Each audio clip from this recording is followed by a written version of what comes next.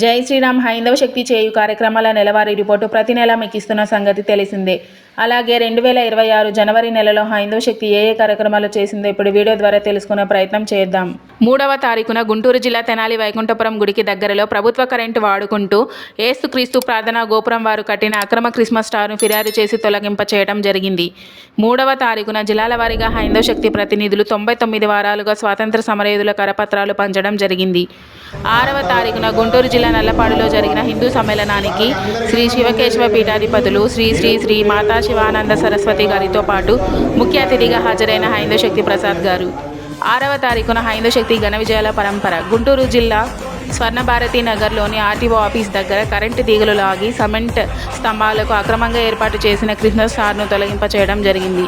11వ తారీఖున జిల్లాల వారీగా హైందవ శక్తి ప్రతినిధులు 59 వారాలుగా సంక్రాంతి పండుగ విశిష్టం తెలియజేసే కరపత్రాలు పంచడం జరిగింది.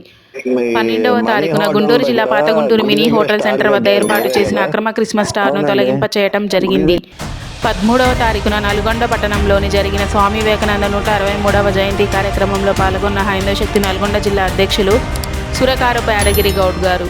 14వ తారీఖున కర్నూలు జిల్లా కర్నూలులో హిందూ సంఘాలతో కలిసి అక్రమ గో రవాణాను అడ్డుకున్న హైందవ శక్తి కర్నూలు జిల్లా ఫీల్డ్ కోఆర్డినేటర్ సల్వాడి సురేంద్ర గారు.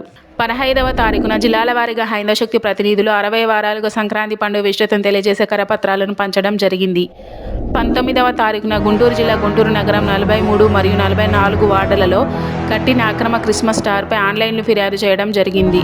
22వ తారీఖున సత్యసాయి జిల్లా తనగల్లు మండలం బొంతలపల్లి గ్రామంలో ప్రభుత్వ భూమిని ఆక్రమించి కట్టిన అక్రమ చర్చి నిర్మాణంపై ఫిర్యాదు చేయడం జరిగింది. 26వ తారీఖున హైందవ శక్తి తెలంగాణ రాష్ట్ర సేవా విభాగం ఆధ్వర్యంలో వృద్ధులకు వస్త్రాల పంపిణీ కార్యక్రమం నిర్వహించడం జరిగింది. 27వ తారీఖున హైందవ శక్తి మరో ఘన విజయం. ప్రభుత్వ నిధులతో నడిచే సంస్థలలో అక్రమ క్రైస్తవ కూటములు నిర్వహించాలనుకున్న క్రైస్తవులకు తగిన గుణపాఠం చెప్పడం జరిగింది. 30వ తారీఖున హైందవ శక్తి తెలంగాణ రాష్ట్ర సేవా విభాగం ఆధ్వర్యంలో దుప్పట్ల పంపిణీ కార్యక్రమం నిర్వహించడం జరిగింది. 31వ తారీఖున కర్నూలు జిల్లా కర్నూలులోని పలు గ్రామాలలో శివస్వాములతో సమావేశం మరియు గ్రామ కమిటీలను సిద్ధం చేసిన హైందవ శక్తి ఫీల్డ్ కోఆర్డినేటర్ సల్వాడి సురేంద్ర గారు. 31వ తారీఖున జిల్లాల వారీగా హైందవ శక్తి ప్రతినిధులు 100 వారాలుగా స్వాతంత్ర సమరయోధుల కరపత్రాలను పంచడం జరిగింది. ఇలాంటి మరెన్నో కార్యక్రమాలు చేస్తూ మరింత ముందుకు వెళ్లాలని మనమందరం మనస్ఫూర్తిగా కోరుకుందాం. జై హైందవ శక్తి, జై హింద్, జై భారత్.